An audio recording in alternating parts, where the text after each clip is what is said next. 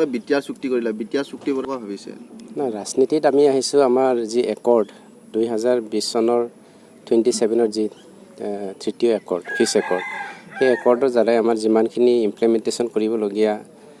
দফা আছে এই দফাবোৰ আমি ইমপ্লিমেণ্টেশ্যন কৰিবৰ কাৰণে আমি ৰাজনীতিকত ওলাইছোঁ আৰু ইয়াৰ মেইন উদ্দেশ্যটো হ'ল আমাৰ পিটিচি অঞ্চলত যেনেকৈ শান্তি আমি প্ৰতিষ্ঠা কৰিব পাৰোঁ স্বাক্ষৰকাৰী আছিলে এতিয়া ৰাজনৈতিকভাৱে মানে বিভক্ত আপোনালোকে হয়তো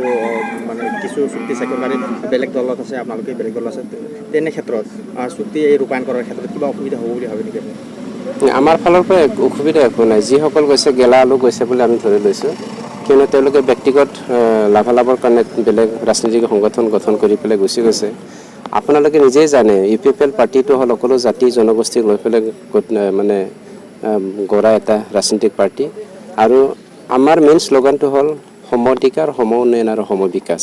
কিন্তু বিপিএফে 17 বছৰত কি কৰিছে কি কৰা নাই আপোনালোকে নিজেই জানে আৰু যিসকলে বিপিএফৰ লগত গৈছে তেওঁলোকে ব্যক্তিগত স্বাৰ্থত গৈছে টকাৰ মূল্য তেওঁলোকৰ ব্যক্তিগত স্বাৰ্থৰ কাৰণে কিমানখিনি প্ৰয়োজন এইখিনি চাই পেলাইহে তেওঁলোকে গৈছে কিন্তু মই তেতিয়াও কৈছোঁ এতিয়াও ক'ম আমি কেতিয়াও টকাৰ পিছে পিছে নুঘূৰোঁ টকাহে আমাৰ পিছে পিছে কৰিব লাগিব আচ্ছা ছাৰ আপোনালোকে যে বিটিআৰ ইমপ্লিমেণ্ট কৰিলে চৰকাৰত নাথাকিলেও প্ৰেছাৰ গ্ৰুপ হৈ পেলাই আমাৰ কাম কৰিবলগীয়া বহুত আছে যোৱা 17 বছৰত আমাৰ বিটিচি অঞ্চলত যি বিপিএফে ৰাজত্ব কৰিছিলে তাত প্ৰেছাৰ গ্ৰুপ নাছিলে প্ৰেছাৰ গ্ৰুপ আছিলে তথাপিও তেওঁলোকে বাহুবলেৰে তেওঁলোকক ডমিনেট কৰি পেলাই ৰাখিছিল কিন্তু আজিৰ দিনত কাকবা ডমিনেট কৰিব পৰা এটা সময় আহিছে এইটো মই নাভাবোঁ হয় এনডিএফবি যদি দুই ভাগত বিভক্ত হয় কোনোবা এতিয়া বিজেপি কি বা আন্দোলনে কিবা সুবিধা ল'ব নেকি এইটো হিৰাহৰণীয়া বা বিজেপি হিৰাহৰণীয়াৰ কথাটোতো ছাবজেক্ট মেটাৰেই নহয় বিজেপিৰ কথাটো দেখা যাওক আলোচনা কৰা যাওক কিয়নো আমাৰ তেওঁলোকৰ লগত ইণ্টাৰনেলি আণ্ডাৰষ্টেণ্ডিঙত আছে সেইবুলি সেইটো নহয় যে আমি আমাৰ নিজৰ অধিকাৰটো কাকবাক মানে কৰ্ব কৰাই পেলাই জনসাধাৰণৰ ডেভেলপমেণ্টৰ ফালৰ পৰা ফালৰি কাটি আহিম মানে থিয়ান বড়োই যে যি কোঅৰ্ডিনেশ্যন কমিটি বনাইছে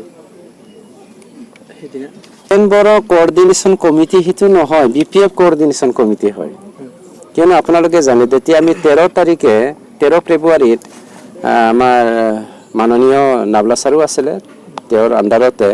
আমি কোঅৰ্ডিনেশ্যন কমিটি গঠন কৰিছিলোঁ তাৰপিছত অফিচিয়েল কামখিনি কৰিবৰ কাৰণে আমি কোঅৰ্ডিনেশ্যন কমিটিৰ মিটিঙত ডিচিশ্যন লৈছোঁ ইভেন এইটো আমি প্ৰস্তাৱ গ্ৰহণ কৰিছোঁ কি অফিচিয়েল কামখিনি কোঅৰ্ডিনেশ্যনৰ হৈ পেলাই কাম কৰিবলৈ প্ৰগ্ৰেছিভ ফালৰ পৰা আমাৰ গোবিন্দ বসুমতাৰী থাকিব আৰু আমাৰ ৰঞ্জন ছাৰৰ পৰা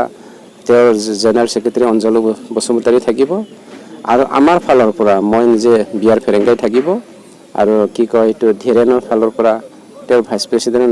নামটো কি আছিলে এম ফিলবে থাকিব এনেকৈ আমাৰ ডিচিশ্যন লৈ আছিল আজিৰ দিনত যি কোঅৰ্ডিনেশ্যন কমিটি গঠন কৰিবলৈ গৈছে সেইটোতো বিপিএফ কোঅৰ্ডিনেশ্যন কমিটিহে হয় আপোনালোকৰ মানে চিয়'ৰ 100% গেলা আলুতকৈ যদি কিবা গেলা আছে আপোনালোকে বিচাৰি ল'লে হয় ঠিক আছে মই হাগ্ৰামাৰ নিচিনা 110% ক'বলৈ নাযাওঁ আমি যে 100% আমি চৰকাৰ গঠন কৰিমেই চিয়'ৰ আজি আমাৰ ইয়াতে 180 জন কৰিছে কি ক'লে তেখেত হ'ল এটা সময়ত সংগ্ৰামী বড়ো জনগোষ্ঠীৰ কাৰণে সংগ্ৰাম কৰিছিল তাৰপিছত আপোনালোকে জানে শক্তিশালী হ'ল আৰু এতিয়া তেখেতসকলে এটা ৰাজনৈতিক পৰিৱৰ্তনৰ স্বাৰ্থৰ খাতিৰত তেখেতসকলে NDBSৰ ফালৰ পৰা 180 জন আমাৰ ইউপিপিএল দলৰ প্ৰমোদ বড়োৰ নেতৃত্বত যে ইউপিপিএল দলে বিটিচিত চৰকাৰ গঠন কৰিবলৈ গৈ আছে এইটো তেখেতসকলে নিশ্চিত হৈছে আৰু ইউপিপিএল দলৰ লক্ষ্য প্ৰতি আকৰ্ষিত